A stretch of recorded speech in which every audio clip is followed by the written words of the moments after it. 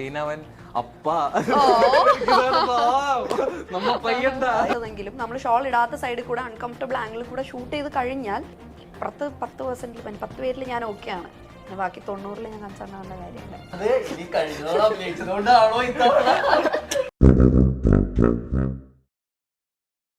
പ്രേമല്ലു എന്താണ് പ്രേമല്ലു? പെട്ടതായി പോയി.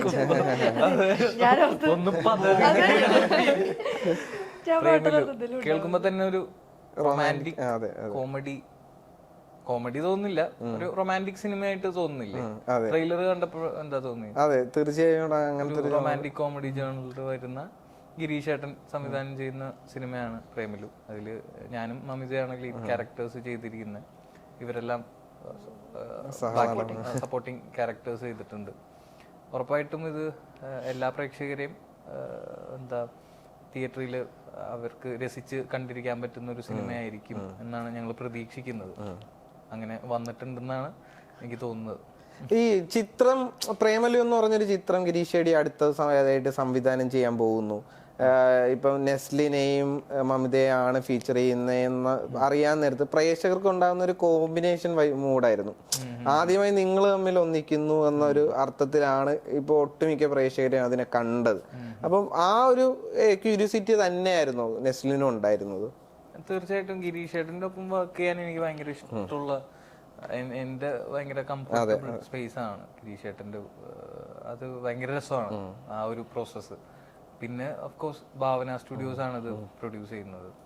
ആദ്യമായിട്ടാണ് ആണ് പരിചയം ഉണ്ടെങ്കിലും പക്ഷെ അസോസിയേറ്റ് ചെയ്യുന്നത് ആദ്യമായിട്ടാണ്. പിന്നെ ഒരുപാട് നമുക്കറിയാവുന്ന ഒരുപാട് ആൾക്കാരാണ് അതിൽ, കാസ്റ്റ് ആണെങ്കിലും ക്രൂ ആണെങ്കിലും. അപ്പൊ അത് ഭയങ്കര രസമുള്ള, പിന്നെ എനിക്ക് ഇതിന്റെ സ്ക്രിപ്റ്റും ഭയങ്കരമായിട്ട് കേട്ടിട്ട് ഇത് നല്ലൊരു ചിരിപ്പടമാണ്. ഈ ഗിരീഷ് ഏടിയുടെ ചിത്രങ്ങള് ഓൾമോസ്റ്റ് ഒരു ടീനേജ് കഥ പറച്ചില് ആയിരുന്നല്ലോ മുമ്പ് നമ്മൾ കണ്ടത്. അപ്പൊ അതിൽ നിന്ന് മാറി അവർക്കൊക്കെ ജോലി കിട്ടിയ ഒരു സാഹചര്യത്തിലേക്കാണോ ഈ കഥ?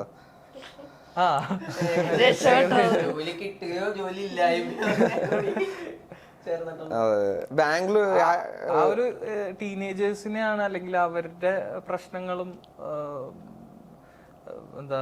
അവരുടെ കാര്യങ്ങളാണ് ഈ സിനിമയിൽ കൂടുതലും സംസാരിക്കുന്നത്. അപ്പോൾ കൂടുതലും വർക്കാവുന്നതും റിലേറ്റ് ആവുന്നതും ആ ഒരു ഏജ് കാറ്റഗറിയിലുള്ളവർക്കായിരിക്കും കൂടുതൽ വർക്കാവുന്നത്. സോറി, പ്രിയപ്പെട്ടതാകുന്നത് ഇപ്പം ഗിരീഷ് ഏടി. ഞാൻ ഇപ്പൊ നേരത്തെ തണ്ണീർമത്തൻ ദിനങ്ങളൊക്കെ ഞാൻ തിയേറ്ററിൽ ഇരുന്ന് ഒത്തിരി ചിരിച്ചിട്ടുള്ള പടങ്ങളാണ് സൂപ്പർ ശരണ്യ. അപ്പോ അന്ന് ശരിക്കും തണ്ണീർമത്തൻ ദിനങ്ങളുടെ ഓഡിഷന് വിളിച്ചപ്പോ 18 വയസ്സ് ഏജ് സ്ക്രീൻ തോന്നിക്കുന്നല്ല സ്ക്രീൻ ഏജ് തോന്നിക്കുന്ന ആള് വേണമെന്ന് പറഞ്ഞിട്ട് അന്ന് 10-24 വയസ്സുണ്ടായിരുന്നെങ്കിലും എനിക്ക് 18 തോന്നിക്കുള്ളൂ എന്നൊക്കെ പറഞ്ഞ് ഓഡിഷൻ അയച്ചു കൊടുക്കാൻ ഇരുന്നതാണ്. പക്ഷേ അന്ന് എന്തൊക്കെയോ പ്രത്യേക സാഹചര്യങ്ങളാൽ അത് പറ്റിയില്ല. അപ്പം ഇങ്ങനെ സ്ക്രീനിൽ കണ്ടപ്പോ ഇപ്പം പുറത്തിങ്ങനെ ഈ ഫ്ലെക്സ് ഒക്കെ വെച്ച് കാണുമ്പോഴത്തേക്കും നമ്മളിങ്ങനെ നോക്കുമല്ലോ, അപ്പൊ അന്ന് അനശ്വരയായിരുന്നു കാസ്റ്റ് ആയത്. അപ്പൊ ഞാൻ വിചാരിച്ചു ഇത്രയും ഏജ് കുറവായിരുന്നല്ലേ വേണ്ടത്, എന്നെ കണ്ടത് അത്രയും പറയുമെന്ന് എനിക്കറിയത്തില്ല. അപ്പൊ അന്ന് മുതല് പിന്നെ മാത്യു ആണ്. അപ്പൊ ഇത് എങ്ങനെയായിരിക്കും, പുതിയ ആളുകളാണല്ലോ, അപ്പൊ എങ്ങനെയായിരിക്കും എന്നൊക്കെ ഒരു ഇതുണ്ട്. പക്ഷെ തിയേറ്ററിൽ പോയി കണ്ടപ്പോ ഞാൻ ശരിക്കും ചിരിച്ചൊരു പടമാണ്. എനിക്ക് തോന്നുന്നു എന്റെ അമ്മയുടെയൊക്കെ one of the favourite movies ആണ് തണ്ണീർമത്തൻ ദിനങ്ങൾ. കാരണം അമ്മ ഇപ്പോഴും പറയാം ആ സിനിമയിൽ ഒരു ഇന്നസെൻസ് ഉണ്ട്. ഇപ്പം ഒത്തിരി ഇപ്പം +2 കാലഘട്ടത്തിലെ സിനിമകളൊക്കെ ഇറങ്ങിയിട്ടുണ്ട്, പക്ഷെ ആ സിനിമയ്ക്ക് ഭയങ്കര ഒരു ഇന്നസെൻസ് ഉണ്ട്. നമുക്ക് ശരിക്കും നമ്മളുടെ സ്കൂൾ ടൈം ഒക്കെ ആയിട്ട് കുറെ റിലേറ്റ് ചെയ്യാൻ പറ്റും. മാത്യുവിന്റെ ക്യാരക്ടറൊക്കെ ശരിക്കും റിലേറ്റ് ചെയ്യാൻ പറ്റും. CBSE സ്കൂളിൽ നിന്ന് സ്റ്റേറ്റ് സിലബസിലേക്ക് ചെല്ലുന്ന ഒരാള്, ആ സാധനം ശരിക്കും റിലേറ്റ് ചെയ്യാൻ പറ്റും. അപ്പം അതുപോലെ സൂപ്പർ ശരണ്യൊക്കെ ആണെങ്കിലും നമുക്ക് റിലേറ്റബിൾ ആയിട്ടില്ല. ഇപ്പൊ അതിനകത്ത് നസ്ലിൻ പ്രതി അല്ലെങ്കിൽ നീ തന്നെ അർഹിക്കുന്നില്ല, ആ സാധനങ്ങളൊക്കെ ശരിക്കും നമുക്ക് ഭയങ്കരമായിട്ട് റിലേറ്റ് ചെയ്യാൻ പറ്റുന്നതാണ്. അപ്പം ഇപ്പം ഭാവന സ്റ്റുഡിയോസ് വഴിയാണ് എനിക്ക് ഇത് അപ്പം സൂപ്പർ ശരണ്യയുടെ ആക്ച്വലി ഞാൻ ഇൻസ്റ്റഗ്രാം ഒക്കെ നോക്കല് പൊതുവെ കുറവാണ്. ഇപ്പം പ്രേമലു ഇറങ്ങി കഴിഞ്ഞിട്ട് ഗിരീഷേട്ടൻ എന്തോ ഇതിനോ ടാഗ് ചെയ്തപ്പോഴാണ് ഞാൻ നോക്കുമ്പോ ഗിരീഷേട്ടൻ സൂപ്പർ ശരണ്യയുടെ ഓഡിഷന് വരുമെന്ന് വെച്ചിട്ട് വിളിച്ചിട്ടുണ്ട്. അപ്പൊ ഞാൻ പറഞ്ഞു ചേട്ടൻ എന്നെ എന്തിനോ വിളിച്ചിട്ടുണ്ടായിരുന്നു. അപ്പൊ ഞാൻ പറഞ്ഞു ഇങ്ങനെ സൂപ്പർ ശരണ്യയുടേതിനായിരിക്കും. അപ്പം ഇപ്പം ഭാവന സ്റ്റുഡിയോസ് വഴി ഇങ്ങനെ വന്നു. അപ്പൊ എന്റെ ഒരു ഫ്രണ്ടിനെ വിളിച്ച് ചോദിച്ച് അവരുടെ വഴിയാണ് എനിക്ക്. അപ്പൊ ഞാൻ ഭാവന സ്റ്റുഡിയോസ് നമ്പർ ചോദിച്ചു, കൊടുത്തോ, പിന്നെ എന്താ ചോദിക്കേണ്ട ആവശ്യമുണ്ടോ, കൊടുത്തോ എന്നിട്ടാ പോയത്. അപ്പോഴാണ് പറയുന്നത് ഇങ്ങനെ ഗിരീഷ് ഷെഡി പടമാണ് എന്നൊക്കെ പറഞ്ഞ് സംസാരിച്ചു. എനിക്ക് സത്യത്തിൽ അന്ന് എനിക്ക് ഡേറ്റിന്റെ ക്ലാസ്, പക്ഷെ എനിക്ക് ഈ പ്രേമലുവിനോടുള്ള പ്രേമം മൂത്തിട്ട് എനിക്ക് ചെയ്താൽ മതി എന്നുള്ളത് കൊണ്ട് ഞാൻ പറഞ്ഞു മറ്റേ സിനിമ എങ്ങനെയെങ്കിലും വിളിച്ച് ഞാൻ എങ്ങനെയെങ്കിലും സംസാരിക്കാന്നൊക്കെ പറഞ്ഞിട്ട് ഞാൻ വിളിച്ച് എങ്ങനെയൊക്കെയോ സോൾവ് ചെയ്ത് ഒന്നും നോക്കണ്ട ഞാൻ എന്തായാലും വരും എന്ന് പറഞ്ഞിട്ടാണ് ഞാൻ ചെയ്തത്. എനിക്ക് അത്രയും ചെയ്യണം എന്ന് ആഗ്രഹമുള്ള ഒരു ടീമായിരുന്നു. സംഗീത് പിന്നെ ഇവരുടെ ഒരു ടീമിൽ തന്നെ ഉണ്ടല്ലോ സംഗീതേട്ടൻ ആദ്യം മുതലേ ഉണ്ട്, തണ്ണീർമത്തം ബിഹൈൻഡ് ദി ക്യാമറ വർക്ക് ചെയ്തിട്ടുണ്ട്. എനിക്ക് ഈ ടീം തന്നെയാണ് ഒരു ട്രാൻസിഷൻ ഉണ്ടായിരുന്നു എന്റെ, അതായത് തണ്ണീർമത്തല് തുടങ്ങുമ്പോ സ്പോട്ട് എഡിറ്റർ ആയിട്ടായിരുന്നു. അപ്പൊ അന്ന് ആക്ച്വലി ഇവരുടെ ഓഡിഷൻ എഡിറ്റ് ചെയ്തിട്ടേ ഏറ്റവും സ്റ്റാർട്ടിങ് സ്റ്റേജില് എല്ലാവരും മാത്യുവിന്റെ എല്ലാവരുടെയും ഒരു റിഹേഴ്സൽ പ്രോസസ് നടന്നിരുന്നു. ഇവരുടെ എല്ലാ സീനുകളും നമ്മള് ഷൂട്ട് ചെയ്യുന്നതിന് മുമ്പേ കണ്ടിട്ടുണ്ട്, ഇവരുടെ പെർഫോമൻസസ് ഒക്കെ കണ്ടിട്ട്. അന്ന് എനിക്ക് അതേ പ്രായമാണ് ഏകദേശം. അപ്പൊ നമ്മള് കണ്ട് എൻജോയ് ചെയ്തിട്ടുണ്ട് അന്ന്. പക്ഷെ ആക്ടിങ്ങിനോടുള്ള അത്ര ആഗ്രഹങ്ങളൊന്നും ഉണ്ടായിരുന്നില്ല. വെറുതെ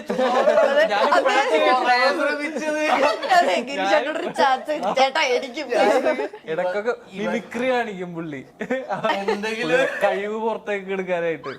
അത് എഡിറ്റ് ചെയ്തോണ്ടിരിക്കാൻ നേരത്തെ ഇങ്ങനെ മനസ്സിൽ പറയും ഇത്രയും കഴിവുള്ള ഞാനിവിടെ ഇരുന്നിട്ട്. അന്ന് നമ്മള് ഈ ടെക്നീഷ്യൻസിനൊക്കെ ചെറിയ റോളുകൾക്ക് സൈഡിൽ ഞാൻ പിടിക്കില്ലായിരുന്നു, എനിക്കറിയായിരുന്നു. അപ്പൊ അന്ന് ആക്ച്വലി ആക്ടിങ്ങിനോട് അത്ര ഇതുണ്ടായിരുന്നില്ല.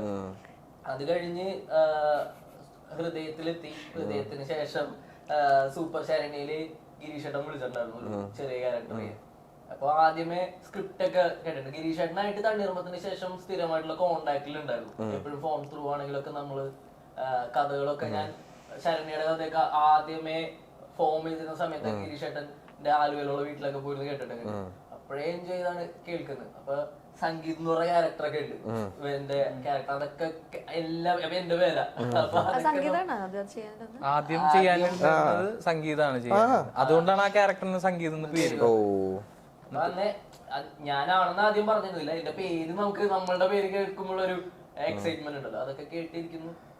പിന്നെ സൂപ്പർ ശരണ്യയിൽ വരുമ്പോ അവരൊറ്റ സീനില് എന്നെ വിളിച്ചിട്ട് ഇങ്ങനെ ഒരു ക്യാരക്ടർ ഉണ്ടെന്ന് പറയുള്ളൂ. എന്താണെന്ന് ചോദിച്ചിട്ട് പോലും നീ വാ എന്ന് പറഞ്ഞിട്ട് നമ്മള് ഗിരീഷേട്ടനോടുള്ള അത്രയും കംഫർട്ട് സോൺ കൊണ്ടിട്ടാണ് അത്രയും ധൈര്യമായിട്ട് പോകുന്നത്. കാരണം ഞാൻ എല്ലാ സിനിമകളിലും അഭിനയിക്കുമ്പോൾ ഭയങ്കര ഒരു പേടിയും ടെൻഷനൊക്കെ ഉണ്ട്. അതിന്റെ ഇടയ്ക്ക് ഈ അഭിനയമോഹം പ്രകടിപ്പിച്ചോ? ഇല്ലില്ല, പ്രകടനം നടന്നിട്ടില്ല. ആക്ച്വലി തണ്ണീർമത്തലിലൊക്കെ വിനീതേട്ടനെ എന്നെ കണ്ടിട്ടുണ്ട്. അപ്പൊ വിനീത് ശ്രീനിവാസനായിട്ട് അങ്ങനെ ഒരു ഹെലനിലും പരിചയം ഉണ്ടായിരുന്നു. അങ്ങനെ വിനീതേട്ടനാണ് ഹൃദയത്തിലേക്ക് വിളിക്കുന്നതും. അപ്പൊ എല്ലാവർക്കും മനസ്സിലായി ഇവനെ അഭിനയിക്കും എന്ന്. ഹൃദയത്തിൽ അഭിനയിച്ചത് കൊണ്ട് ഒരു അപ്പോഴാരും കണ്ടിട്ടില്ല. ഞാൻ ശരണ്യയിൽ അഭിനയിക്കുമ്പോൾ ഹൃദയം ഇറങ്ങിയിട്ടൊന്നുമില്ല. എന്നിട്ട് ഗിരീഷേട്ടന്റെ ഒരു ഇതില് പോയി അഭിനയിക്കുക. അപ്പൊ അന്ന് മുതലേ ഗിരീഷേട്ടൻ നമുക്ക് ഭയങ്കര പെർഫോമൻസ് ചെയ്ത് ഭയങ്കരമായിട്ട് നമ്മളെ ഏറ്റവും കംഫർട്ടബിൾ ആക്കി നമ്മുടെ ഏറ്റവും ബെസ്റ്റ് സാധനം പുറത്തെടുക്കുന്നതാണ്. അപ്പൊ എനിക്ക് അവിടെ തുടങ്ങിയ ഒരു ട്രാൻസിഷൻ ഭയങ്കര ഇൻട്രസ്റ്റിംഗ് ആണ്. സ്പോട്ട് എഡിറ്റർ, പിന്നെ ഒരു ചെറിയ ഒരു സീൻ, 1-2 സീനിൽ വരുന്നു. പിന്നെ അത് കഴിഞ്ഞ് പ്രേമലുവിലേക്ക് എത്തിയപ്പോഴേക്കും ഗിരീഷേട്ടൻ വിളിച്ചിട്ട് ഓഡീഷൻ ഉണ്ടെന്ന് പറഞ്ഞു. കഴിഞ്ഞ ഓഡീഷൻ ഒന്നും ഉണ്ടായില്ല. ഒറ്റ ദിവസം പെട്ടെന്ന് ഞാൻ അങ്ങോട്ട് കുറെ ചോദിച്ചിട്ട് അത് ഇനി കഴിഞ്ഞോളം അഭിനയിച്ചതുകൊണ്ടാണോ ഇത്തവണ ഓഡീഷൻ എന്നുള്ള ഇതിലായി. അപ്പൊ എനിക്ക് അറിയില്ല, ക്യാരക്ടറിന്റെ വലിപ്പം അറിയില്ലായിരുന്നു. അങ്ങനെ ചെന്ന് ഒരു വട്ടം പോയി, രണ്ടാമത്തെ വട്ടം പോയി. രണ്ടാമത്തെ വട്ടം കഴിഞ്ഞപ്പോഴാണ് ഇതൊരു ഇമ്പോർട്ടന്റ് ക്യാരക്ടറാണ്, ത്രൂ ഔട്ട് റോൾ ആണെന്ന് അറിയുന്നത്. പിന്നെ ഏറ്റവും കൂടുതൽ നമുക്ക് സീൻസ് ഓഡിഷൻ വരുമ്പോ ഒരു സീനൊക്കെ ഉണ്ടാവുള്ളൂ. അപ്പൊ ഞാൻ ചോദിക്കുന്നത് ആരാണ് ഈ ഓപ്പോസിറ്റ്, സച്ചിൻ ആരാന്ന് ഇവനാ പറയും. അപ്പൊ ഒരു സമാധാനം ഉണ്ടായിരുന്നു. അപ്പൊ 1-2 സീൻസ് ഒക്കെ ചെയ്യിപ്പിക്കുന്നത്. അപ്പൊ ഇവന്റെ കൂടെ ഉള്ള ഒരു 1-2 സീൻസിലെ കോമ്പിനേഷൻ സീൻസ് ആണ്. സമാധാനം ഉണ്ട് ഇവനായതുകൊണ്ട് അവസ്ഥയിലായിരുന്നു. പിന്നെയാണ് ഒരു രണ്ടാമത്തെ ഓഡിഷൻ കഴിഞ്ഞപ്പോഴാണ് അറിയുന്നത് ഇങ്ങനെ ഒരു ത്രൂ ഔട്ട് പരിപാടിയാണ് എന്നറിയുന്നതും സ്ക്രിപ്റ്റ് വായിക്കുന്നു. അപ്പോ ഭയങ്കര അടിപൊളിയായിരുന്നു. കാരണം ഞാനും ഇവനൊക്കെ ആയിട്ട് നമ്മളും ഗിരീഷേട്ടന്റെ കാര്യം പറഞ്ഞ പോലെ തന്നെ ബിഹൈൻഡ് ദ ഇതല്ലാതെ തന്നെ നമ്മൾ എപ്പോഴും കോണ്ടാക്റ്റിലുണ്ട്. അപ്പൊ നമ്മുടെ കോമഡികളൊക്കെ അങ്ങോട്ടും ഇങ്ങോട്ടും നമ്മളല്ലാണ്ട് ഇത് പറഞ്ഞുകൊണ്ടേ ഇരിക്കുന്നവരാ. അത് പിന്നെ ഒരു കംഫർട്ട്. ഓഫ് സ്ക്രീനിലാണെങ്കിലും നിങ്ങൾ ആ സിങ്ക് ആണ്. അതെ, തണ്ണീർമത്തം മുതൽ ആ ഒരു ബന്ധം ഇപ്പോഴും അപ്പൊ അത് സിനിമയിൽ ഭയങ്കരമായിട്ട് ഗുണം ചെയ്തിട്ടുണ്ട്. അത് കാണുമ്പോ എന്തായാലും മനസ്സിലാവും. ഈ മാത്യുവിന്റെ ക്യാരക്ടർ സർപ്രൈസ് ആണോ? സർപ്രൈസ് ഒന്നല്ല, ഇത് ട്രെയിലറിൽ ഇട്ടിട്ട് ഒരു ബുജ്ജിയാണോ? ഒരു നിങ്ങക്ക് കണ്ടിട്ട് എന്താ അങ്ങനെയൊക്കെ തോന്നുന്നു. അതെ, ആ തോന്നല അവിടെ നിൽക്കട്ടെ. എന്തായാലും സിനിമയിൽ നല്ല രസമുള്ള ക്യാരക്ടറാണ് അവന്റെ. മറ്റുള്ള സിനിമകൾ വെച്ച് നോക്കുമ്പോ, അല്ലെങ്കിൽ അവൻ ചെയ്യുന്ന സിനിമകൾ വെച്ച് നോക്കുമ്പോ കുറവ് സ്ക്രീൻ സ്പേസ് ആണുള്ളത്. പക്ഷെ ക്യാരക്ടർ വൈസ് വളരെ ഇമ്പോർട്ടന്റ് ആയിട്ടുള്ള ഒരു ക്യാരക്ടറാണ്. പിന്നെ അവന് ചെയ്യാത്തതുമായിട്ടുള്ള ഒരു അതെ അതെ അതെ, ഡിഫറെന്റ് സാധനമാണ്. ഈ മാത്യു ഇപ്പം വിജയ് പടമൊക്കെ കഴിഞ്ഞ് വന്നിട്ടാണോ ഈ ലൊക്കേഷനിലേക്ക് എത്തിയത്? അപ്പൊ എങ്ങനെ ഉണ്ടായിരുന്നു? നമുക്ക് സത്യം പറഞ്ഞ അങ്ങനെ വലിയ മാറ്റങ്ങളൊന്നും അവന് അങ്ങനെ വലിയ പടം ചെയ്ത് നമുക്കറിയത്തില്ലല്ലോ ഇത്രയും വലിയ പടം ചെയ്തിട്ടാണോ വന്നേന്നുള്ളത്. നമുക്ക് അങ്ങനെ തോന്നില്ല സത്യം പറഞ്ഞു കഴിഞ്ഞാല്. നമ്മള് തുടക്കം മുതലേ കാണുന്നത് കൊണ്ട് നമ്മള് ഭയങ്കര ഹാപ്പിയാണ് അവന്റെ വളർച്ചയില്. പക്ഷെ നമുക്ക് അങ്ങനെ ഫീൽ ചെയ്യില്ല ഇവന് ഇത്രയും വലിയ സംഭവമായി എന്നുള്ള സാധനം ഫീൽ ചെയ്യില്ല. ട്രാവൽ ഒരുമിച്ചാകുമ്പോഴുള്ള ഇതാണ്. ഇവരെ വലിയ ഇതിലേക്ക് പോകുമ്പോഴും നമ്മൾക്ക് സ്ഥിരം ഡെയിലി കാണുകയും, ഡെയിലി അല്ല മിക്കപ്പോഴും കാണുകയും സംസാരിക്കുകയും ചെയ്യുന്നതിന്റെ ആ കംഫർട്ടിൽ തന്നെ നമ്മൾ പോയിക്കൊണ്ടിരിക്കും. പിന്നെ സ്ക്രീനിൽ കാണുന്ന മൊമെന്റ് ആണ് നമ്മൾക്ക് വേറെ എക്സൈറ്റ്മെന്റുകൾ കിട്ടുന്നത്. അല്ലാത്ത സമയങ്ങളിൽ നമ്മളത് ഞാൻ ശരിക്കും മാത്യുവിന് സ്ക്രീനിൽ ലിയോ കണ്ടു കഴിഞ്ഞിട്ടായിരുന്നു ഓ ലോകേഷ് കനക അതിന്റെ പടത്തിലൊക്കെ അഭിനയിച്ചിട്ട് വന്നിട്ട് അവിടെ നിന്ന് നമ്മളൊന്ന് ചില്ല് ചെയ്തത്. അപ്പോഴാണ് ശരിക്കും നമ്മൾ ആലോചിക്കുന്നു ലിയോ പോലെ വലിയൊരു പടം കഴിഞ്ഞു വന്നിട്ട്. ആള് ഭയങ്കര കാം ആൻഡ് കമ്പോസ്ഡ് ഒരു പേഴ്സണാണ്. ഞാൻ ആദ്യമായിട്ടാണ് കാണുന്നത്. ഈ നെസ്ലിൻ എങ്ങനെ ഉണ്ടായിരുന്നു ലിയോയില് മാറ്റിനെ കണ്ടപ്പോ? അത് ബേസിക്കലി ഞാൻ ഫസ്റ്റ് ഷോക്ക് തന്നെ പോയി. ഞാൻ മറ്റേ വിജയിനവൻ അപ്പ നമ്മ പയ്യണ്ട പറയുകയും ചെയ്യും ഇങ്ങനത്തെ സാധനങ്ങളുണ്ട്, ഡയലോഗ്സ് പറയലൊക്കെ ഉണ്ടായിരുന്നു അതിന് മുമ്പേ. അത് ഭയങ്കര ഞാൻ ഇവനെ കാണാൻ വേണ്ടിട്ടാ പോയത്. പക്ഷെ അത് എന്തൊരു കോയിൻസിഡൻസ് ആണല്ലോ. തണ്ണീർമത്തം നിങ്ങൾ പറയുന്നില്ലേ, എനിക്ക് വിജയുടെ ചെറിയൊരു കട്ടില്, മിക്ക സിനിമയിലും ആ ഒരു വിജയ് റെഫറൻസ് എനിക്ക് വിജയുടെ ചെറിയൊരു കട്ടില് ചോദിക്കുമ്പോഴേ ഉണ്ട്. എനിക്കത് ഭയങ്കര സന്തോഷമുള്ള, എന്റെ ഏറ്റവും എക്സൈറ്റ് ചെയ്യിച്ചത് പോയിന്റ് എന്ന് പറയുന്നത് മാത്യുവിനെ കാണാൻ വേണ്ടിട്ടായിരുന്നു. ഞാൻ പിന്നെ ഇവനെ സ്ഥിരം കാണുന്നത് കൊണ്ട് ആ ഒരു, ഞാൻ പറഞ്ഞല്ലോ, വലിപ്പം എനിക്ക് ഫീൽ ചെയ്യുന്നില്ല. ഞങ്ങള് ഫ്രീക്വന്റ് ആയിട്ട് എപ്പോഴും കാണുന്നതും സംസാരിക്കുന്നതുമാണ്. ഈ ഗിരീഷേടി ചിത്രം എന്ന് പറയാൻ നേരത്ത് നമുക്ക് അതിൻ്റെ അതൊരു ഫ്രഷ് ആയിട്ടുള്ള കോമഡി സീക്വൻസ് കാര്യങ്ങളൊക്കെയാണല്ലോ ഓർമ്മ വരിക. അത്തരത്തിലൊരു ചിത്രം തന്നെയാണോ പ്രേമല്ലു? ഗിരീഷേട്ടൻ മുമ്പ് ചെയ്തു വെച്ചിരിക്കുന്ന സിനിമകളിൽ നിന്നും കുറച്ചും കൂടി ഡിഫറെന്റ് ആയിട്ടുള്ള ഈ പടത്തിന്റെ സ്കെയിലാണെങ്കിലും ഒരു ടോട്ടാലിറ്റി മൊത്തത്തിൽ ഡിഫറെന്റ് ആണ്. ഗിരീഷേട്ടൻ ഇതുവരെ ചെയ്തിരിക്കുന്ന പടങ്ങളെ, 2 സിനിമകളെ അപേക്ഷിച്ച് നോക്കുമ്പോൾ കുറച്ചും കൂടി ഒരു പൊടിക്ക് കുറച്ചും കൂടി വ്യത്യാസമുള്ള ഒരു സിനിമ തന്നെയാണ്. ഈ ഇപ്പൊ നമുക്ക് ട്രെയിൻ സീക്വൻസ് ഒക്കെ കാണാൻ നേരത്തെ നമ്മുടെ മനസ്സിൽ ആദ്യം ഓർമ്മ വരുന്ന മണിരത്നം ഫിലിം, ഗൗതം മേനൻ ഫിലിം, ഇപ്പൊ ആലയപ്പായതിലും മറ്റേ തൃശ്ശയുടെ കാലിൽ പിടിക്കുന്ന സീൻസ്, അങ്ങനത്തെ കുറെ സീൻസ് ആണല്ലോ. അപ്പൊ അതൊക്കെ കണ്ടിട്ടാണ് പെട്ടെന്ന് ഈ ഫിലിമിലെയും സീക്വൻസ് കണ്ടപ്പം അതൊക്കെ ആയിട്ട് പെട്ടെന്ന് കണക്ട്. ട്രെയിൻ സീക്വൻസ് എങ്ങനെ ഉണ്ടായിരുന്നു ചിത്രത്തില്? ട്രെയിൻ സീക്വൻസിൽ ഞാനും അമിതയും ഉണ്ടായിരുന്നുള്ളൂ. പിന്നെ ഇവർക്കൊന്നും നിങ്ങൾക്ക് ഒരു 2 ദിവസം പൊള്ളാച്ചിയില് അത് സത്യം പറഞ്ഞു കഴിഞ്ഞാൽ ഭയങ്കര അടിപൊളിയായിരുന്നു.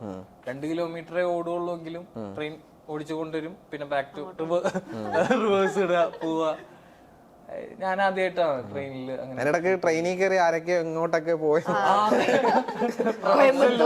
ആൾക്കാര് ട്രെയിൻ മാറി കോയമ്പത്തൂർ എത്തിയിട്ട് അറിയുന്നത്.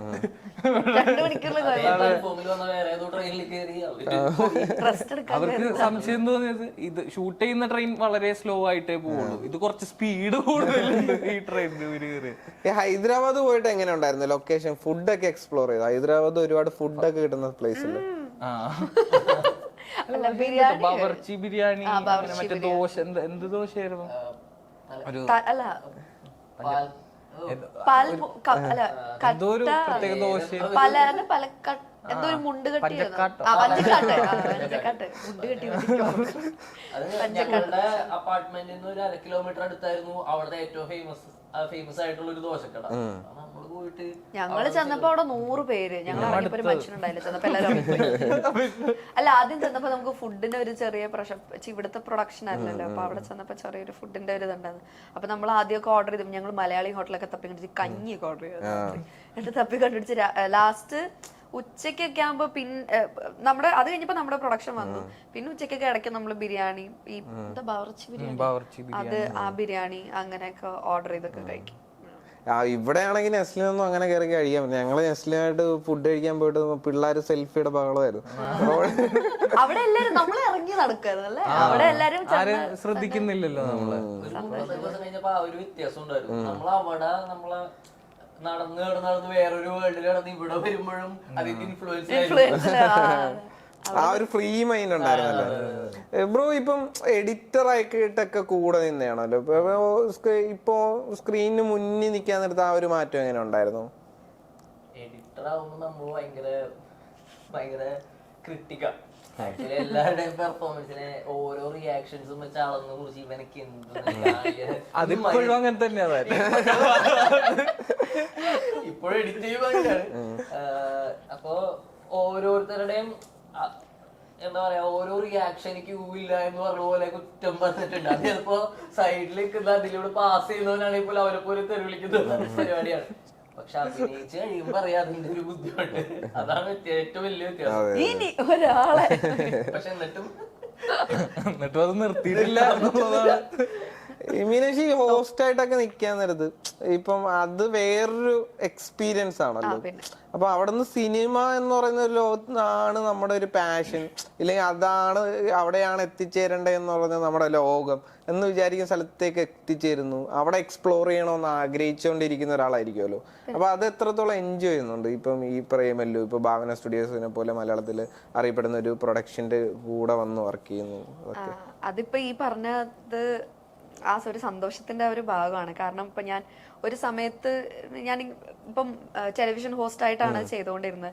ഞാനിപ്പം ആങ്കറിങ് സ്റ്റാർട്ട് ചെയ്തത് ഞാനൊരു +2 സമയം കഴിഞ്ഞപ്പോ മുതൽ ആങ്കറിങ് ചെയ്യുന്നുണ്ട്. അതിപ്പം ഞാൻ അതിന് വേണ്ടിയിട്ട് ഞാൻ ആക്ച്വലി ക്യാബിൻ ക്രൂ ആയിരുന്നു. ഞാൻ ആ ജോലി കളഞ്ഞ് ഇപ്പൊ നിൽക്കുന്നത് ആക്ടിങ്ങിന് വേണ്ടിയിട്ടാണ്. പക്ഷെ ഒരു പോയിന്റിൽ എനിക്ക് തോന്നിയിട്ടുണ്ട് ഞാൻ ആങ്കറിങ് തന്നെയാണ് ഞാൻ ചെയ്തുകൊണ്ടിരിക്കുന്നത്. ഇപ്പം ആങ്കറിങ്ങിന് വേണ്ടിയിട്ട് ഞാൻ എന്റെ ജോലി കളയായിരുന്നു എന്ന് എനിക്ക് തോന്നില്ല. അത് ഇഷ്ടമല്ലാത്തതുകൊണ്ടല്ല, അതൊക്കെ എന്റെ ഒരു ഇഷ്ടത്തിന്റെ ഭാഗമാണ്. പക്ഷെ അത് അത്രയും ജോലി കളയാൻ മാത്രം പാഷനറ്റ് ആയിട്ടുള്ള ഒരു കാര്യം അല്ലായിരുന്നു. അപ്പം പിന്നെ അതിന് അത്ര സീരിയസ് ആക്കി ഞാൻ എടുത്തിട്ടുമില്ല. ഇപ്പോഴാണ് സർവൈവലിന്റെ ഭാഗമായിട്ട് അതൊക്കെ ചെയ്യുന്നത്. പക്ഷെ അല്ലാതെ ആങ്കറിങ് അത്രയും ഞാൻ ഒരു സീരിയസ് പാഷനേറ്റ് ആണ്, എനിക്ക് ഇങ്ങനെ ലോകം അറിയപ്പെടുന്ന ആങ്കർ ആണെന്നൊന്നും എനിക്ക് തോന്നിയിട്ടില്ല. ഇപ്പൊ ജോലി ഉള്ള സമയത്ത് തന്നെ ആണെങ്കിലും ഫ്രീ ടൈം ഒക്കെ ഇടുമ്പോൾ ഞാൻ ഇവന്റ്സ് ഒക്കെ ചെയ്യാൻ പോകാറുണ്ടായിരുന്നു. ഇപ്പൊ കല്യാണങ്ങളാണെങ്കിലും ഷോ ഒക്കെ ഹോസ്റ്റ് ചെയ്യാൻ വേണ്ടി പോകുന്നത് എനിക്ക് അവിടെ ആ ഒരു ഇതേ ഉണ്ടായിരുന്നുള്ളൂ. പക്ഷെ ജോലി റിസൈൻ ചെയ്ത് കഴിഞ്ഞിട്ട് ഇപ്പം നമ്മൾ വിചാരിച്ച നമ്മുടെ റിയാലിറ്റി ഷോ ഒക്കെ കഴിയുമ്പോൾ ഡയറക്ടേഴ്സ് ക്യൂ നിൽക്കുന്നു, നമ്മളെ കൊണ്ട് പോകുന്നു എന്നൊക്കെയാണ് വിചാരിച്ചത്. പക്ഷെ ഒരു പോയിന്റ് കഴിഞ്ഞപ്പോൾ മനസ്സിലായി ഇതിന് സ്ട്രഗ്ലിംഗ് സ്റ്റേജ് ഉണ്ടെന്നുള്ളത് അപ്പോഴാണ് മനസ്സിലാകുന്നത്. കാരണം ഇതിനെപ്പറ്റി ABC അറിയത്തില്ല. അപ്പൊ സ്ട്രഗ്ലിംഗ് സ്റ്റേജ് ഉണ്ടെന്നുള്ളത് ആ റിയാലിറ്റി ഷോ കഴിഞ്ഞപ്പോഴാണ് മനസ്സിലാകുന്നത്. ജോലിയില്ലാതെ ശമ്പളമില്ലാതെ വീട്ടിൽ കുത്തിയിരുന്നപ്പോഴാണ് മനസ്സിലാകുന്നത്. അപ്പം പിന്നെ അതിന്റെ കൂടെ കിട്ടിയ ഒരു സർവൈവൽ സംഭവമാണ് ആങ്കറിംഗ് എന്ന് പറയുന്നത്. പക്ഷെ ഒരു പോയിന്റ് കഴിഞ്ഞപ്പോൾ എൻ്റെ ഉള്ളിൽ വളരെ ജെനുവിൻ ആയിട്ട് എനിക്ക് തോന്നിയൊരു കാര്യമാണ്, ഞാനിപ്പോൾ ഇത് മാത്രമാണോ ചെയ്തുകൊണ്ടിരിക്കുന്നത്? കാരണം ഞാൻ ജോലി കളഞ്ഞ എന്തിനാ? ഇതിന് വേണ്ടിയിട്ട്, അഭിനയത്തിന് വേണ്ടിയിട്ട്. പക്ഷെ എനിക്ക് എന്താണ് അത് ചെയ്യാൻ പറ്റാത്തത്, എനിക്ക് എന്താണ് കിട്ടാത്തെന്നുള്ളൊരു ആരെയും പോലെ ഒരു കൺസേൺ എൻ്റെ ഉള്ളിലും ഉണ്ടായിരുന്നു. പക്ഷെ ഈ പറഞ്ഞ കണക്ക് ട്രൈ ചെയ്തുകൊണ്ടിരിക്കുക എന്നുള്ളതാണ്. പിന്നെ എനിക്ക് മനസ്സിലായി നമ്മുടെ ഷോ കണ്ടു കഴിഞ്ഞിട്ട് നമ്മൾ ആളുകൾ വിളിക്കുന്നുണ്ട്. ഇപ്പം ഇന്ന ഒരു സിനിമയിൽ ഇപ്പൊ ചെറിയ ക്യാരക്ടേഴ്സിനാണെങ്കിൽ ഷോ കണ്ടിട്ട് ആളുകൾ വിളിക്കുന്നുണ്ട്. അല്ലെങ്കിൽ ഇന്ന ഒരു സിനിമയിൽ ചെല്ലുമ്പോൾ ഇപ്പൊ ഞാൻ പരിചയപ്പെടുത്തുമ്പോൾ കുറച്ച് പേരെങ്കിലും പറയുന്നുണ്ട് ഇന്ന ഷോ ഞാൻ കണ്ടിട്ടുണ്ട്, എനിക്കറിയാം. അപ്പൊ അതൊരു പ്ലസ് ആണ് എന്നെനിക്ക് പിന്നീട് മനസ്സിലായി. പക്ഷേ ഇപ്പോഴെനിക്ക് അതിന്റെ കുറച്ചുകൂടി ഒരു സന്തോഷം എന്താന്ന് വെച്ച് കഴിഞ്ഞാൽ, ഇപ്പം ആ ഒരു ഹോസ്റ്റ് ചെയ്ത് കഴിഞ്ഞിട്ട് ഇത്രയും വലിയൊരു പ്രൊഡക്ഷന്റെ ഭാഗമാവുമ്പോഴത്തേക്കാണ് ആഗ്രഹിച്ച പോലെ എന്തെങ്കിലുമൊക്കെ ചെയ്യാൻ പറ്റുന്നുണ്ട് എന്ന് എനിക്ക് തോന്നുന്നു. അതാണ് ഞാൻ നേരത്തെ പറഞ്ഞ ഒരു സന്തോഷം ഇതിന്റെ ഒരു ഭാഗമാണെന്ന് പറഞ്ഞത്. അത് വലിയൊരു കാര്യമാണ്. അപ്പം പ്രേമല്ലുവിന് പ്രേക്ഷകർ കാത്തിരിക്കുകയാണ്. നമ്മൾ മലയാളത്തിൽ ഒരുപാട് റൊമാൻറ്റിക് ഫിലിംസ് ഇറങ്ങിയിട്ടുണ്ട്, ടീനേജ് ഇറങ്ങിയിട്ടുണ്ട്, അങ്ങനെ പല കോളേജ് ക്യാമ്പസ് മൂവീസ് ഇറങ്ങിയിട്ടുണ്ട്. അതിൽ നിന്നൊക്കെ പ്രേമല്ലു വ്യത്യസ്തമാക്കുന്നത് എന്താണ്? അതിന്റെ വളരെ ജെന്യുവിൻ ആയിട്ടുള്ളതും നമ്മൾക്കൊക്കെ ഭയങ്കര റിലേറ്റബിൾ ആയിട്ടുള്ള കോമഡികൾ തന്നെയായിരിക്കും. അതായത് ഇപ്പോഴത്തെ സിംഗിൾസിന്റെ ആണെങ്കിലും ഈ പറഞ്ഞ ജോബ്ലെസ് ആൾക്കാരുടെ ഒക്കെ ആണെങ്കിലും അവസ്ഥകൾ ട്രെയിലറിൽ നിന്ന് റിഫ്ലക്റ്റഡ് ആണ്. അപ്പൊ അതേ പരിപാടി തന്നെ ആയിരിക്കും. അപ്പൊ ഗിരീഷന്റെ സിനിമകളിൽ ഭയങ്കര രസമുള്ള കോമഡികളുണ്ട്, ഈ ഭയങ്കര വിയേർഡ് ആയിട്ടുള്ള സിറ്റുവേഷൻ ക്യാരക്ടേഴ്സിൽ നിന്ന് ഉണ്ടാവുന്ന കോമഡികളും പരിപാടികളും. അപ്പൊ ആ ഫണ്ട് തന്നെയായിരിക്കും പ്രേക്ഷകരെ ഏറ്റവും കൂടുതൽ അട്രാക്ട് ചെയ്യുന്നത്. പിന്നെ അത് വളരെ ഭംഗിയിൽ കാണാൻ പറ്റുന്ന രീതിയിൽ ഗിരീഷേട്ടൻ മേക്ക് ചെയ്തിട്ടുണ്ട്. അജ്മൽ സാബു ഷൂട്ട് ചെയ്തിട്ടുണ്ട്. ഫെബ്രുവരി 9 നന്നായിട്ട് അത് എൻജോയ് ചെയ്യാൻ പറ്റുമെന്ന് വിചാരിക്കുന്നു. ഈ നെസ്ലിനെ ഫ്യൂച്ചർ ചെയ്തിരിക്കുന്ന, ഇപ്പൊ നെസ്ലിൻ ലീഡ് ചെയ്യുന്നതിൽ ഫ്യൂച്ചർ ചെയ്തിരിക്കുന്നതിൽ ഏറ്റവും ബ്യൂട്ടിഫുൾ ആയിട്ടാണ് പ്രേമലു ചെയ്തു വെച്ചിരിക്കുന്നതെന്ന് പലപ്പോഴും തോന്നിയിട്ടുണ്ട്. ഇതിന്റെ ഫസ്റ്റ് ഇതിന്റെ എന്താണ് പൂജാവേളയിൽ തന്നെ ഇറങ്ങിയ ഔട്ട്ലുക്കിൽ തന്നെ അത് തോന്നിയിരുന്നു. അപ്പൊ നെസ്ലിന് സത്യം പറഞ്ഞാൽ അത് എത്രത്തോളം സന്തോഷം നൽകുന്ന സംഗതിയായിരുന്നു? തീർച്ചയായിട്ടും എനിക്ക് ഇതൊരു വലിയ, ഞാനും എക്സൈറ്റഡ് ആയിട്ട് വെയിറ്റ് ചെയ്യുന്ന ഒരു സിനിമ തന്നെയാണ് പ്രേമലു. എനിക്കും വളരെ നല്ല പ്രതീക്ഷയുള്ള ഒരു സിനിമയാണ്. നല്ല രീതിയിൽ വന്നിട്ടുണ്ട് അതിന്റെ റിസൾട്ട്. ഞാൻ സിനിമ കണ്ടതാണ്. അപ്പോൾ അത് എനിക്ക് ഒരു വളരെ എന്താ, ഇത് തിയേറ്ററിൽ ഉറപ്പായിട്ടും വർക്കാകാൻ ചാൻസ് ഉള്ള സിനിമയാണെന്നുള്ളത് ബോധ്യം എനിക്ക് അറിയില്ല. ഇനിയിപ്പോൾ പ്രതീക്ഷ ഉണ്ട് എനിക്ക്. ഈ പ്രൊഡ്യൂസേഴ്സിനെയൊക്കെ മീറ്റ് ചെയ്തപ്പം ചാൻസ് ഒക്കെ ചോദിച്ചിരുന്നു ശ്യാമേട്ടന്റെ അടുത്തൊക്കെ? എന്നെ വെച്ചൊക്കെ ഒരു കഥ എഴുതി ശ്യാമേട്ടാന്നൊക്കെ പറഞ്ഞു. ചുമ്മാ പറയുമ്പോ ഇന്നലെ ഞാൻ സത്യം പറയുകയാണെങ്കിൽ ഇന്നലെ കണ്ടപ്പോ ശ്യാമേട്ടൊരു എഴുത്ത് പരിപാടി പതിയെ ആ റൂട്ടിലേക്ക് എത്തിച്ചിട്ട് എന്തെങ്കിലും ഉണ്ടെങ്കിൽ എന്നുള്ള രീതിയിലൊക്കെ പറഞ്ഞിട്ടുണ്ട് ഞാൻ. അപ്പൊ വരും എന്തായാലും. അവരാണെങ്കിലും എന്താ, അവരും പറഞ്ഞു നമുക്ക് നോക്കാം എന്നുള്ളത്.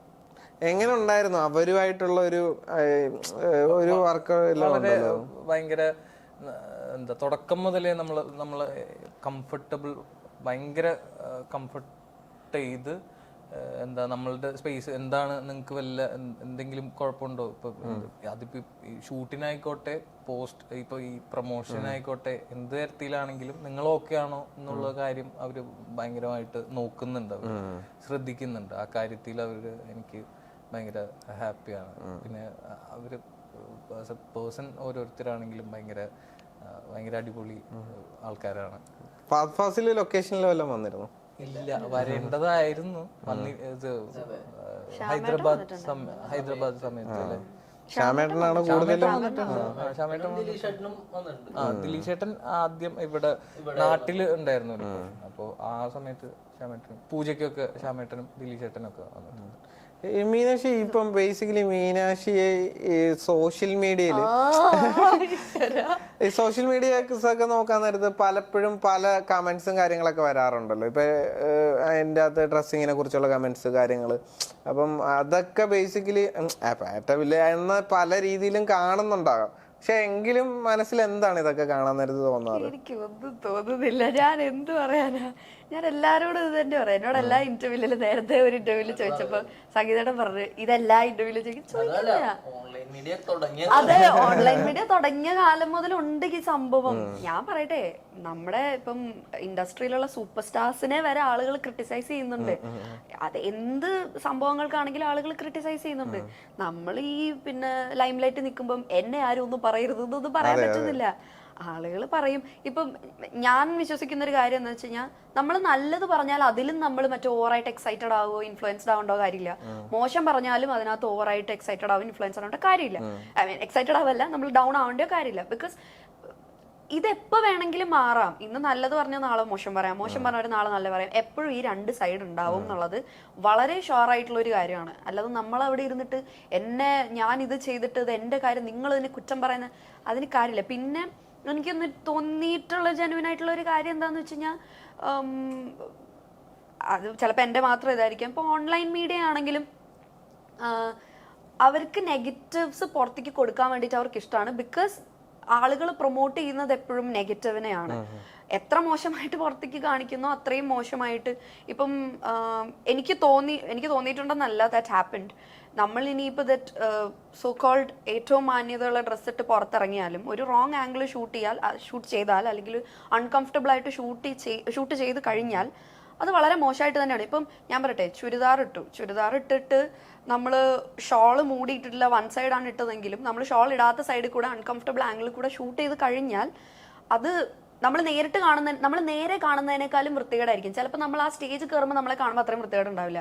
ഒരു റോങ് ആംഗിളിൽ നിന്ന് മുകളിൽ നിന്ന് താഴെ നിന്നൊക്കെ ഷൂട്ട് ചെയ്യുമ്പോൾ ദാറ്റ് ഇസ് ഡിഫറെൻറ്റ്. പിന്നെ എനിക്ക് തോന്നുന്നു അത് കാണാൻ ആളുകൾ കുറച്ചുകൂടെ ഉണ്ട്.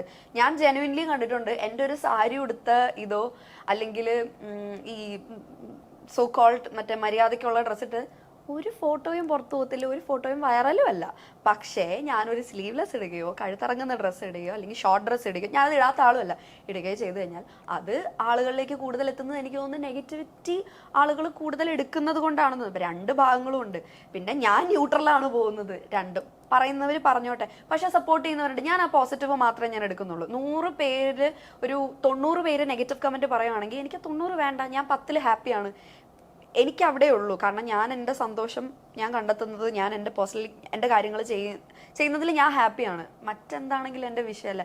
ഞാൻ എൻ്റെ പേഴ്സണൽ ലൈഫിൽ ചിലപ്പം അതിനെപ്പറ്റി എൻ്റെ വളരെ സെൻസിറ്റീവ് ആയിട്ടുള്ള ഒരാളാണ്. എൻ്റെ പേഴ്സണൽ ലൈഫിൽ ഇപ്പോൾ എന്നെ ഭയങ്കര നിയറസ്റ്റ് ആയിട്ടുള്ള ആളുകൾ എന്തെങ്കിലും പറഞ്ഞു കഴിഞ്ഞാൽ എനിക്ക് വിഷമമാണ്, ഞാൻ സെൻസിറ്റീവ്. പക്ഷേ ഇതെൻ്റെ പ്രൊഫഷണൽ ലൈഫിൻ്റെ ഭാഗമാണ്. പ്രൊഫഷണൽ ലൈഫിൻ്റെ ഭാഗം എന്ന് പറഞ്ഞു കഴിഞ്ഞാൽ എൻ്റെ പേഴ്സണൽ ലൈഫ് എവിടേക്കോ റിഫ്ലക്റ്റ് ആവുന്നതാണ്. അത് അതിൻ്റെ ഭാഗമാണ് ആളുകൾ സംസാരിക്കുന്നത്. അപ്പം എനിക്കതൊരു വിഷയം. കാരണം അവരെ ആരെയും എനിക്കറിയില്ല, അവർക്ക് ആർക്കും എന്നെ അറിയില്ല. അതാണ് അതിൻ്റെ മേജർ പോയിന്റ്. ഈ ജഡ്ജ് ചെയ്യുന്ന ആളുകൾ, ഒറ്റ നോട്ടത്തിൽ ജഡ്ജ് ചെയ്യുന്ന ആളുകൾ അവർക്ക് എന്നെ അറിയില്ല. അപ്പം പിന്നെ അതിൻ്റെ കാര്യമില്ലല്ലോ. ഞാനതിൽ കിടന്ന് ടെൻഷൻ അടിച്ചിട്ട് യാതൊരു കാര്യമില്ല. ഇപ്പുറത്ത് 10%, 10 പേരിൽ ഞാൻ ഓക്കെയാണ്. പിന്നെ ബാക്കി 90 ഞാൻ കൺസേൺ ആവേണ്ട കാര്യമില്ല. ഈ സംഗീതിനെ നോട്ടീസ് ചെയ്തെന്ന് പറയുന്നത് ബേസിക്കലി എന്താണ്, ഹൃദയത്തിലെ ആ സീനാണ്. പ്രണവിനെ തല്ലാൻ പിടിക്കുന്ന ഒരു സീൻ എന്നൊക്കെ പറയുന്ന സംഗതിയാണ്. അപ്പൊ അതെങ്ങനെ ഉണ്ടായിരുന്നു ഒരു വിനീത് ശ്രീനിവാസൻ സ്കൂൾ? വിനീതന്റെ അടുത്ത് പോകുമ്പോ ഫസ്റ്റ് പടമാണ്. എനിക്ക് എന്ത് ചെയ്യാം എന്ത് ചെയ്യരുത് എന്നുള്ള ഒരു ധാരണയുമില്ലാതെ പോകുന്നു.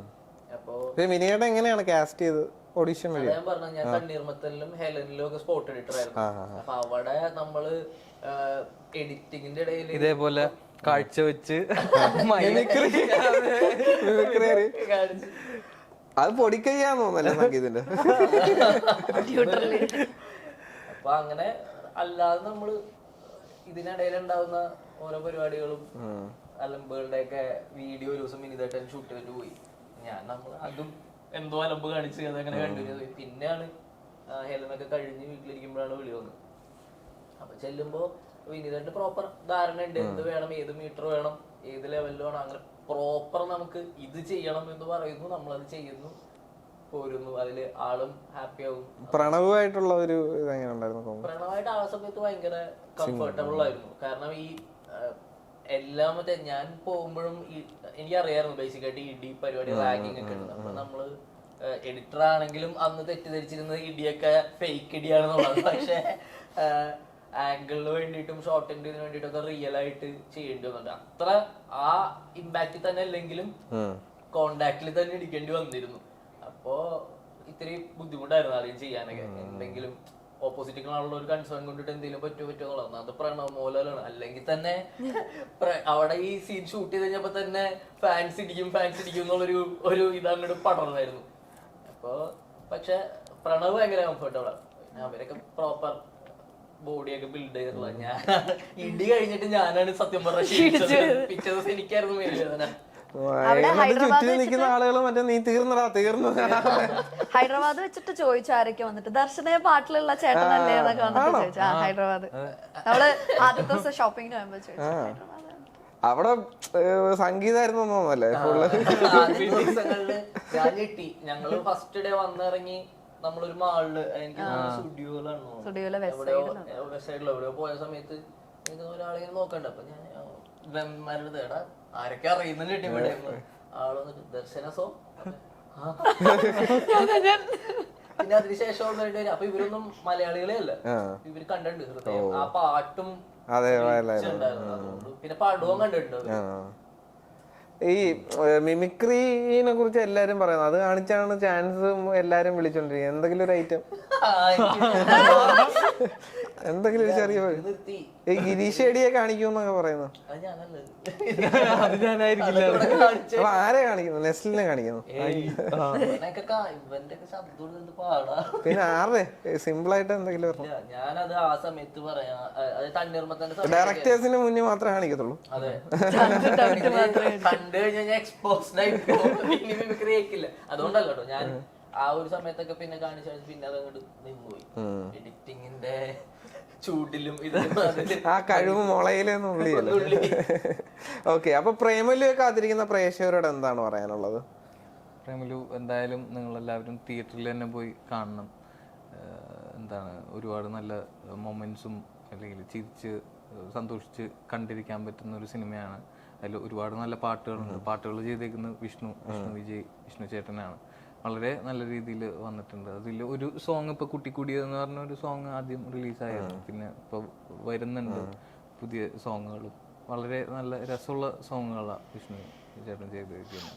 പിന്നെ വിഷ്വൽസ് അജ്മൽ സാബുവാണ്. അത് വളരെ നീറ്റായിട്ടും വളരെ ബ്യൂട്ടി ആയിട്ട് നമുക്ക് അല്ലേ, വിഷ്വൽസ് ഒക്കെ ഭയങ്കര രസമായിട്ട് വന്നിട്ടുണ്ട്. എല്ലാം ഇപ്പൊ ഈ മൊത്തം കാസ്റ്റ് ആൻഡ് ക്രൂ എന്ന് പറയുന്നത് പ്രേമലു ടീം ഒരു നല്ലൊരു ക്വാളിറ്റി പടം തന്നെയാണ് നിങ്ങൾക്ക് മുന്നിൽ വെക്കുന്നത്. അപ്പോൾ അതെല്ലാവരും തിയേറ്ററിൽ മിസ് ചെയ്യാതെ പോയി കാണുക എന്നുള്ളതാണ് പറയുന്നത്. മറ്റൊരാളുടെ അഭിപ്രായം കേൾക്കുന്നതിന് മുമ്പ് തന്നെ നിങ്ങൾക്ക് ഈ ട്രെയിലറൊക്കെ കണ്ടിട്ട് സിനിമ കാണാൻ തോന്നുന്നുണ്ടെങ്കിൽ ഉറപ്പായിട്ടും തിയേറ്ററിൽ പോയി കാണണം, കണ്ടിട്ട് അഭിപ്രായങ്ങൾ പറയണം എന്നാണ് എനിക്ക് പറയാനുള്ളത്. February 9th.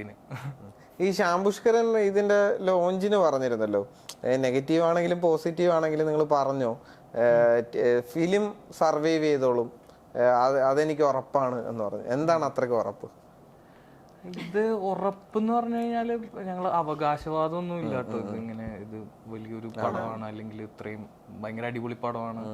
ഞങ്ങൾക്ക് തീർച്ചയായിട്ടും ഞങ്ങൾക്കൊരു പ്രതീക്ഷയുണ്ട്. ഈ സിനിമയിലുള്ളൊരു വിശ്വാസം ഞങ്ങൾക്കുണ്ട്, നല്ലൊരു സിനിമയാണെന്നുള്ളത്. ആ ഒരു വിശ്വാസത്തിന്റെ പുറത്ത് അവര് ഇതിനു മുമ്പും സിനിമ ചെയ്തിട്ട് ഉള്ള ആൾക്കാരാണുള്ളത്. ഷൂട്ട് ചെയ്തപ്പോൾ മാത്രമല്ല നമ്മള് ഫൈനൽ ഔട്ടും ഒക്കെ കണ്ടതാണ്. പ്രോപ്പർ ഫൈനൽ ഔട്ട് അല്ലെങ്കിലും അതിന്റെ സ്റ്റേജുകളിൽ പലതായിട്ട് കണ്ടതാണ്. അപ്പോ ഷൂട്ട് ചെയ്തപ്പോ ഉണ്ടായിരുന്ന അതേ ഫണ്ട് എന്താ പറയുക, അത് വളർന്നുകൊണ്ടിരിക്കുന്നുണ്ട്. അപ്പൊ ആ എക്സൈറ്റ്മെന്റ് കൊണ്ട് തന്നെ ആയിരിക്കും ശ്യാമേട്ടനൊക്കെ ഞങ്ങളെക്കാൾ കൂടുതൽ എല്ലാ സ്റ്റേജുകളും കണ്ടുപോരുന്നത്. അപ്പൊ അവർക്ക് പണി അറിയാം.